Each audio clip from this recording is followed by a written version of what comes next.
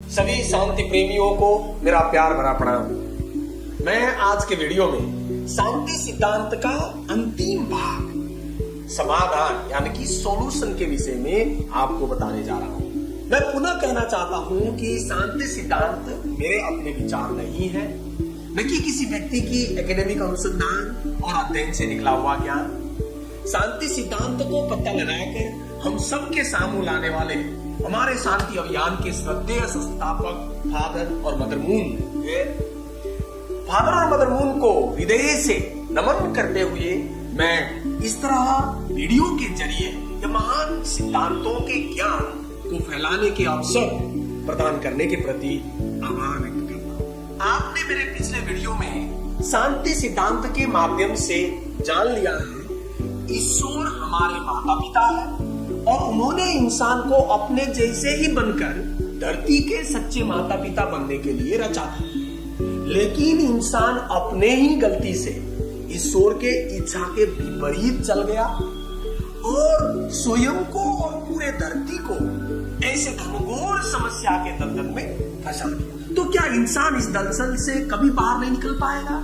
इंसान का यह नरकीय दलदल से बाहर आने का और इस नरक से मुक्ति का मार्ग क्या होगा? बुराई नाश करके खोए हुए आदर्शों को पुनर्स्थापित करने का मार्ग और तरीकाएं क्या होगा?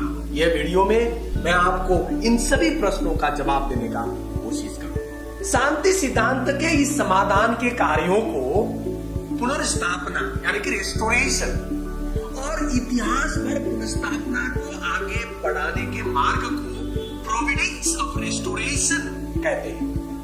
मतलब इंसान को सृष्टि के उद्देश्य को पूरा करने के लिए सक्षम बनाने के लिए और हमारे मूल स्थान यानी कि पतन के पूर्व के स्थान में पुनर्स्थापित रेस्टोरेशन करने के लिए संचालित परमेश्वर के दैवीय कार्यों को प्रोविडेंस ऑफ रेस्टोरेशन कहते हैं। अगर इंसान का पहला पूर्वज पतन ना हुए होते और पूर्णता हासिल करके सच्चे माता पिता बन गए होते तो हम सब ईश्वर के साथ एक अटूट संबंध में रहते और एक जीवंत संबंध बनाकर जी रहे होते।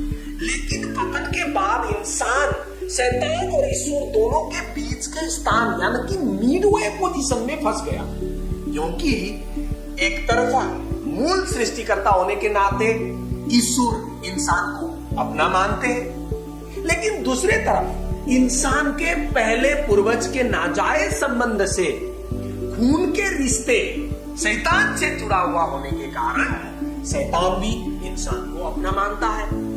लेकिन एक बात हमको यह समझना होगा कि जब तक शैतान को कोई ऐसी शर्त नहीं मिल जाती जिसके द्वारा वो पतित व्यक्ति पर हमला कर सकता है, वो मनमाने ढंग से पतित मनुष्यों को अपने पक्ष में करने का दावा नहीं कर सकता। एक पतित व्यक्ति ईश्वर के तरफ तभी जाएगा यदि वो अच्छे शर्त बनाता है और शैतान के तरफ यदि वो बुरे शर्त बनाता है, मतलब अच्छे काम करता है ईश्वर के तरफ, बुरे काम करता है शैतान के तरफ। इसलिए जब तक लोग ऐसे स्थिति नहीं बनाते जिसके माध्यम से परमेश्वर इंसान के ऊपर अपना दावा कर सकता है, तब तक कोई रास्ता नहीं है कि परमेश्वर इंसान को स्वर्गीय पक्ष में पुनर्स्थापित रेस्टोरेशन कर सके। पुनर्स्थापना के लिए ऐसी शर्तों को बनाने को क्षतिपूर्ति कहा जाता है, इंडेमनिटी। जब किसी ने अपनी मूल पद या स्थिति खो दी है तो उसे इसे बहाल करने के लिए कुछ शर्त बनानी पड़ती है डैमेज को रिकवर करने के लिए। उदाहरण के लिए खोई हुई प्रतिष्ठा, पद या स्वास्थ्य को पुनः प्राप्त करने के लिए आवश्यक प्रयास करते हुए उचित कीमत चुकानी होगी। मान लीजिए कि दो लोग जो कभी एक दूसरे से बहुत प्यार करते थे, उनका संबंध बिगड़ जाता है और खराब हो जाता है। पहले के जैसे ही प्रेमपूर्ण संबंध के आनंद को पुनर्जीवित या पुनर्स्थापित करने के लिए उन्हें सुलह के कुछ शर्त बनानी चाहिए डैमेज को रिकवर करने के लिए। इस तरह परमेश्वर के अनुग्रह से दूर होकर भ्रष्टता में पतन हुए इंसानों को अपने वास्तविक स्थिति में बहाल या पुनर्स्थापित होने के लिए कुछ शर्तों का पूरा करना आवश्यक है, कुछ कंडीशंस बनाना आवश्यक है। अब ऐसे अच्छे शर्तों के द्वारा मूल स्थिति को बहाल करने की इस प्रक्रिया को क्षतिपूर्ति के माध्यम से पुनर्स्थापना कहते हैं, रेस्टोरेशन थ्रू इंडemnity। और मूल स्वरूप में पुनर्स्थापना होने के लिए की गई पुनर्स्थापना के शर्तों को एक क्षतिपूर्ति के शर्त, रेस्टोरेशन थ्रू इंडemnity को जो कंडीशन हम बनाते हैं उसको कंडीशन ऑफ इंडemnity कहते हैं। क्षतिपूर्ति के शर्तों का 3 प्रकार है। पहला क्षतिपूर्ति का शर्त है बराबर, इक्वल इंडemnity का शर्त। इस मामले में मूल स्थिति या स्थान से हटने पर जो खो गया था उसके मूल्य बराबर की कीमत क्षतिपूर्ति के शर्त बनाकर पुनर्स्थापना की जाती है। मुआवजे या बहाली के लिए कार्य इस प्रकार के बराबर क्षतिपूर्ति के शर्त है। बाइबल के ये वर्षन जीवन के बदले जीवन, आंखें के बदले आंखें, दांत के बदले दांत, इस प्रकार के क्षतिपूर्ति के शर्त को बराबर क्षतिपूर्ति का शर्त हम कहते हैं। दूसरा क्षतिपूर्ति का शर्त है लेसर इंडemnity, कम क्षतिपूर्ति के शर्त बनाना। इस मामले में मूल स्थिति या स्थान से हटने पर जो खो गया था उसके मूल्य से कम कीमत पर ही क्षतिपूर्ति की शर्त बनाकर पुनर्स्थापना हासिल की जाती है। उदाहरण के लिए जब किसी पर भारी कर्ज होता है, अगर लेनदार कर्ज के एक हिस्से को माफ करने में अच्छी इच्छा दिखाता है तो देनदार कुल राशि से कम भुगतान कर सकता है और फिर भी पूरे कर्ज देने का समान महसूस कर सकता है। तीसरी क्षतिपूर्ति का शर्त है अधिक क्षतिपूर्ति, यानी कि ग्रेटर इंडemnity के शर्त बनाना। जब कोई व्यक्ति कम क्षतिपूर्ति की शर्त को पूरा करने में असफल हो जाता है तो उसे मूल स्थिति में लौटने के लिए एक और क्षतिपूर्ति की शर्त बनानी होगी, इस बार पहले से अधिक मात्रा के क्षतिपूर्ति। यह 3 प्रकार के क्षतिपूर्ति के शर्तों में से वो कौन सा क्षतिपूर्ति का शर्त होगा जो ईश्वर इस दुनिया के पतित इंसान से स्वयं उन लोगों के ही पुनर्स्थापना के लिए पालना करने का अपेक्षा कर रहे होंगे? कौन सा क्षतिपूर्ति अपेक्षा कर रहे होंगे? बराबर, इक्वल, कम, लेसर या अधिक, ग्रेटर इंडemnity? आप अंदाजा लगा सकते हैं क्या? जरा सोचिए। आइए इस बात को एक छोटा सा उदाहरण के जरिए समझने का कोशिश करते हैं। मान लीजिए एक माँ बाप चाहते थे कि उनके बेटा उनके कहे लड़की से शादी करे, लेकिन लड़के ने अपने माँ बाप के सपनों को ठुकरा कर अपने मर्जी के लड़की से शादी करके आ गया। क्या यह कार्य से उन माँ बाप और बेटे के बीच के संबंध खराब हो जाएंगे कि नहीं? जरूर हो जाएंगे, दिल टूट जाएगा। अब यह माँ बाप और बेटे के बिगड़े हुए संबंधों को पुनर्स्थापित करने के लिए, रिस्टोर करने के लिए क्षतिपूर्ति के इंडemnity के शर्त को बनाना आवश्यक है कि नहीं? अगर बनाना है क्षतिपूर्ति के शर्त तो कौन सा क्षतिपूर्ति इंडemnity के शर्त यहां पे बनाना होगा? इक्वल, ग्रेटर और लेसर? कौन सा क्षतिपूर्ति के शर्त के पालना करने से ये माँ बाप और बेटे के बिगड़े हुए संबंध पुनर्स्थापित हो जाएंगे? आप सोचिए। देखिए, बाप तो बहुत गुस्से में मिलेंगे, लड़के के बाप तो बहुत सुनने को तैयार होंगे ही नहीं, लेकिन अब यहाँ माँ का रोल बहुत बड़ा होगा। वैसे तो बाप भी समय का लुप्त फायदा उठाते हुए माँ को ही 2-4 सुना देंगे, मौका है भाई सही सोच के। बोलेंगे कि तुमने सर पे चढ़ा के रखी थी ना बेटे को, तुमने ही बिगाड़ी है इसको, आज समाज में नाक काट दिया ना, बेइज्जती करा दिया ना, मजे कर लो। फिर भी अगर लड़का माँ का पैर पकड़ के गिड़गिड़ाता है और क्षमा याचना करते हुए पिताजी से भी एक बार माफी मांग दो कहता है तो माँ का दिल अवश्य ही पिघल जाएगा। और माँ का ताकत तो सभी को मालूम है, भले ही कोई भी बाप अपने आप को क्यों ना शेर ही समझे, फिर भी अपनी पत्नी के सामने तो मान ले सभी पत्नी बिल्ली के समान है कि नहीं?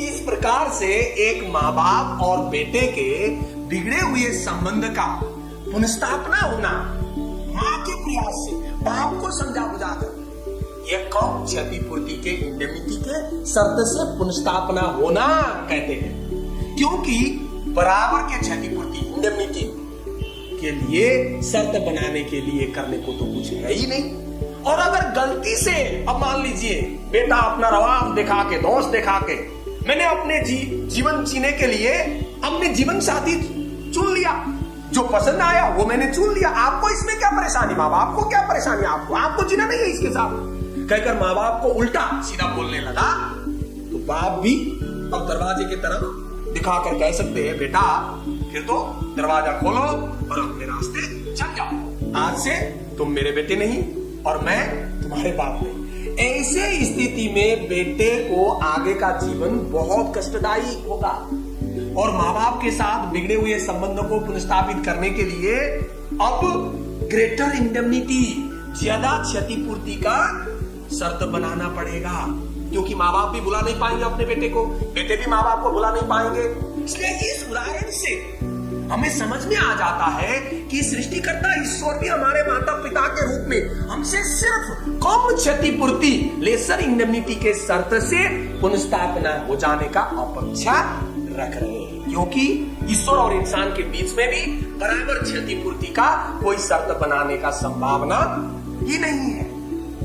लेकिन इंसान अगर गलती से कम क्षतिपूर्ति, लेसर इंडेमनिटी के शर्त को पालना करने में असफल हो जाता है तो फिर तो कोई रास्ता नहीं बचा है, उसको ज्यादा ग्रेटर इंडेमनिटी के रास्ता में जाना पड़ेगा और ग्रेटर इंडेमनिटी का शर्त बनाना पड़ेगा और कष्ट मिलेगा। इसलिए पुनर्स्थापना एक प्रकार से इंसान को पुनर्सृष्टि करने का प्रक्रिया है। अगर इस इंसान सृष्टि के शुरुआत में ही ईश्वर के आदेश को पालना करके सच्चे माता पिता बन गया होता तो यह सारा क्षतिपूर्ति के द्वारा पुनर्स्थापना जरूरत ही नहीं पड़ता। पतन के बाद अब ऐसे तभी संभव होगा जब हम क्षतिपूर्ति के द्वारा पुनर्स्थापना से सच्चे माता पिता बनने में सफल हो जाएंगे। लेकिन पतित इंसान क्यों ना कितना जोर लगा ले, वो अपने आप कभी सच्चे माता पिता नहीं बन सकता। वास्तव में सभी धर्मों में हमसे कराए जाने वाले हर प्रकार के प्रार्थना, पूजा पाठ, शास्त्रों का अध्ययन, तीर्थ यात्राएं, उपवास, जैसे इस्लाम में रोजा, यह सभी इंसान के पुनर्स्थापना के लिए विकसित किए गए धार्मिक मार्ग हैं।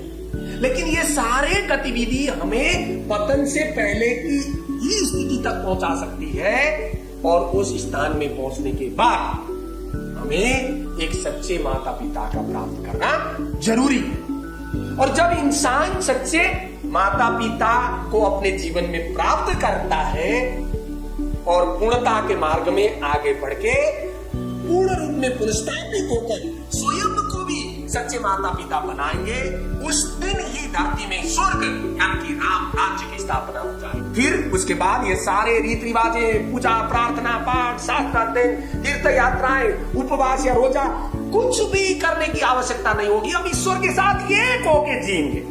अब सवाल यह है कि हम पुनर्स्थापना में अपनी जिम्मेवारी को कैसे पूरा कर सकते हैं। पुनर्स्थापना में हमारी सबसे मुख्य जिम्मेवारी है हम जो भी धर्म को मानते हैं उसको सही तरीके से और ईमानदारी के साथ पालना करें और सच्चे माता पिता के धरती में आगमन के लिए आधारशिला बनाने के लिए क्षतिपूर्ति के शर्तों को सही से पालना करें, जो सभी धर्मों ने बताया। ऐसे आधारशिला को शांति के सिद्धांत के अनुरूप फाउंडेशन फॉर ट्रू पेरेंट्स, जो कि मसीहा भी है, ऐसा फाउंडेशन फॉर ट्रू पेरेंट्स कहते हैं। सच्चे माता पिता के लिए जो बनाए आधारशिला है, उसके पश्चात हमेशा हमें ओपन माइंडेड रहना होगा, ताकि जब इतिहास के किसी भी मोड़ में हमें जब सच्चे माता पिता मिले तो हम उनको खुशी खुशी स्वीकार कर सके। अगर दुर्भाग्य से फीके मूवी के तरह हमारे अंदर भी किसी भी धर्म के कट्टरता के कारण रॉन्ग नंबर का ठप्पा लगा हो, फिर हमें सच्चे माता पिता को पहचानने और स्वीकार करने में शायद ही संभव हो जाए, जो ईश्वर के पुनर्स्थापना के महान कार्यों को पूरा होने में देरी कर देगा और धरती में स्वर्ग यानी कि राम राज्य और शांति के दुनिया के निर्माण के कार्य को और लंबित कर देगा। अगर मानव इतिहास को गौर से देखा जाए तो शांति सिद्धांत के दृष्टिकोण से अगर हम बताएंगे तो ये सभी कार्य जो इतिहास में हुआ है वो पुनर्स्थापना का इतिहास का कहानी है, जहां एक तरफा ईश्वर के अपने बच्चों को उनकी जिम्मेदारी पूरा करने में मदद करने के लिए किए प्रयासों को हमें स्पष्ट दिखाई देता है, लेकिन दूसरे तरफ पुनर्स्थापना के मार्ग में इंसानों के अनेक असफलता के कारण ईश्वर ने सहे हुए लंबी पीड़ा, दुख और कष्ट के साथ साथ इंसान ने कभी कभार छोटी मोटी सफलता प्राप्त किए, उसके द्वारा मिली हुई कुछ खुशियां की पल की भी कहानियां इतिहास में छिपी हुई हमें मिलेगा। फिर भी पुनर्स्थापना का इतिहास समंदर से मिलने के लिए अविरल बहती हुई नदी की तरह अपने गंतव्य की ओर आगे बढ़ रहा है, और ये 21वीं सदी ही वह सदी लग रहा है जहां हजारों साल से अधूरा रहा ईश्वर के सपना पूरा होने वाला है। अगर आप सभ्यता, परंपरा और धर्म संस्कृति के विकास क्रम को देखते हैं तो आप हैरान रह जाएंगे कि कैसे यह सदी संपूर्ण एकता की ओर आगे बढ़ रहा है, जिसको एक ब्रिटिश इतिहासकार अर्नाल्ड टोइनबी भी कहते हैं। आई कोट, 21वीं सदी में मानव जीवन अपने सभी पहलुओं और गतिविधियों में फिर से एकता बनने जा रहा है। आई अनकोट, आपको मालूम ही होगा मानव इतिहास में अनेक सभ्यताएं थी। वो सारे सभ्यताएं एक दूसरे में सम्मिलित होते हुए सिमट कर आगे बढ़ते गए, और इस समय में बस 5-7 ही मुख्य विश्व धर्म के रूप में सभ्यताएं हमें दिखाई देते हैं। इसमें भी आप अगर गौर से देखें तो हम सभी लोग एक दूसरे के सभ्यता और संस्कृति को सहर्ष से स्वीकार करके अब सेलिब्रेट करने लगे। एक कट्टर से कट्टर हिंदू भी अगर अपने मुंह से हैप्पी क्रिसमस नहीं भी बोलना चाहता हो तो भी क्रिसमस के दिन सोशल मीडिया में तो लिख ही देता है हैप्पी क्रिसमस दोस्तों करके। मुस्लिम और ईसाई लोग भी हिंदू के दिवाली शायद मन से ना माने, फिर भी एक हिंदू से भी पहले व्हाट्सएप और फेसबुक पे हैप्पी दिवाली लिखने को तत्पर हो जाता है और लोगों से शेयर करता है। यहां तक कि दुनिया के सुपर पावर ईसाई देश अमेरिका के राष्ट्रपति भवन व्हाइट हाउस तक में कुछ वर्षों से हमारे हिंदुओं की दीपावली के दीप को जलाए जाने लगे हैं। इसलिए बेशक इतिहास एक स्वर्णिम युग में है और हम आदर्श शांति की दुनिया के निर्माण के बहुत करीब हैं, लेकिन इसके विपरीत कुछ लोग धार्मिक तर्कों के द्वारा भी यह दुनिया एक दिन अंत हो जाने का दावा करते हैं, और मानव इतिहास में एक दिन अंतिम दिन आएगा और ये मानव इतिहास अंतिम दिन की ओर आगे बढ़ रहा है कहते हैं। मैंने अपने रियलिटी के लेक्चर में पहले ही कहा है, भगवान श्री कृष्ण ने क्या कहा, अगर यह बात सच होती कि सब कुछ एक दिन नष्ट हो जाएगा तो फिर भगवान श्री कृष्ण झूठे हो जाएंगे, क्योंकि वो तो बोल रहे हैं जब जब धरती में अन्याय बढ़ेगा, अधर्म बढ़ेगा, वो आएंगे इंसान को बचाने के लिए। इसलिए जिस तरह से मानव पतन में फल खाने का मतलब कुछ और ही था, उसी तरह से धरती में आने वाली प्रलय और मानव इतिहास के अंतिम दिन का मतलब ही कुछ और ही है। इसका मतलब है इतिहास को संपूर्ण रूप में आज तक अपने बस में रखने वाला बुराई का अंत को ही शास्त्रों में धरती में आने वाली प्रलय बोला, अंत बोला, जो वास्तव में दुख, पीड़ा और भय का समय नहीं बल्कि बुराई को नाश करके अनंत अच्छाई के युग का प्रारंभ का समय है। इसलिए यह तो ऐसा समय है जहां मानव मुक्तिदाता और संपूर्ण धर्म द्वारा अपेक्षित ईश्वर के अवतार, चाहे वो कुछ भी नाम से हो, सच्चे माता पिता बनने के लिए धरती में आगमन का समय है, जो संपूर्ण मानव की स्थापना का केंद्र होंगे। इसलिए हम यीशु मसीह, राम, रहीम, अल्लाह, वाहिगुरु, बुद्ध, जिसको भी मानना चाहते हैं मान सकते हैं, लेकिन बुराई को खत्म करने के लिए पुनर्स्थापना के केंद्र के रूप में धरती में अवतरित सच्चे माता पिता को स्वीकार करके हमें भी सच्चे माता पिता बनना होगा। लेकिन अब सवाल यह है कि वो सच्चे माता पिता, ट्रू पेरेंट्स कब और कहां आएंगे, ये समझना इतना आसान तो नहीं है, लेकिन असंभव भी नहीं है। हमारे देश के ही महान दार्शनिक और कवि, प्रथम एशियाई नोबेल पुरस्कार विजेता गुरुदेव रविंद्रनाथ टैगोर ने एक छोटी सी कविता के माध्यम से किसी एक एशियाई देश को इस युग का दीप लैंप बनने का भविष्यवाणी किया है। कोई देश अपने आप में दीप लैंप नहीं हो सकता है। दीप सत्य का संकेत है और इसका मतलब है कि गुरुदेव जिस देश को दीप बनने का भविष्यवाणी करते हैं कि उसी देश में ही मानव मुक्ति और पुनर्स्थापना का केंद्र सच्चे माता पिता का आना होगा। वो देश है कोरिया।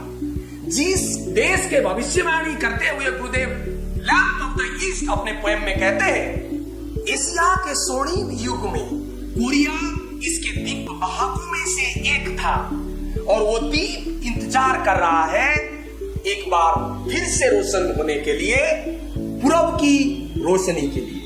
ये सिर्फ पूरब को रोशनी नहीं देगा, पूरे विश्व को रोशनी देगा। इस वाणी को कोरिया के लोग वाकई ईश्वर वाणी मानते हैं इस कविता के साथ में। इसलिए कोरिया के लोगों ने गुरुदेव का मूर्ति बनाकर कोरिया के राजधानी शहर में स्थापित करके सम्मान प्रदान किया। गुरुदेव द्वारा भविष्यवाणी किए गए कोरिया देश में ही हमारे फाउंडर्स का जन्म हुआ और एक शांति दीप के रूप में उन्होंने ये महान सत्य शांति सिद्धांतों को पता लगाकर पूरे विश्व में फैलाया और आपके हमारे समक्ष पहुंचाया। वास्तव में ये इतना आसान काम नहीं था। फिर भी हमारे फाउंडर ने अनेकों कष्ट और 6 बार के अन्यायपूर्ण जेल यातना तक सहकर यह शांति सिद्धांत को दुनिया भर फैलाने का काम किया। इस तरह वो आज सभी मानवता के सच्चे माता पिता के स्थान में सफलतापूर्वक स्थापित हो गए हैं। जिसको मतलब वो लोग मानवता के सच्चे माता पिता होने की सच्चाई को बहुत साल तक फादर और मदर मून बता भी नहीं पाए। बहुत सारे खतरे थे, बताते तो जान खतरे में थी। अंत में 1993 में अपने ही शब्द में घोषणा करते हुए फादर और मदर मून कहते हैं, आई कोट, मैंने ईश्वर के प्यार और सच्चाई को परिवार से विश्व स्तर पर लाने के लिए काम किया और मैं और मेरी पत्नी अब सभी मानव जाति के सच्चे माता पिता के रूप में खड़े हैं। I quote. अगर आप इस ज्ञान को विस्तृत रूप में जानने के इच्छुक है तो आपको शांति सिद्धांत का, पीस प्रिंसिपल्स का एडवांस कोर्स को अटेंड करना होगा। उम्मीद करता हूं आप शांति सिद्धांत के एडवांस कोर्स जरूर अटेंड करेंगे। आपको शांति सिद्धांत के इंटर कोर्स पूरा करने के लिए बहुत बहुत बधाई और धन्यवाद। आपने अभी तक मेरे चैनल को फिर भी सब्सक्राइब नहीं किए हैं तो जरूर कर लीजिएगा और मिलते हैं हम फिर अगले वीडियो में। और आप इस मूवमेंट के साथ जुड़ गए तो अवश्य ही हमारी भौतिक रूप में ही मुलाकात हो जाएगी। Let's hope for the best. Wish you all the very best. Thank you. जय हिंद।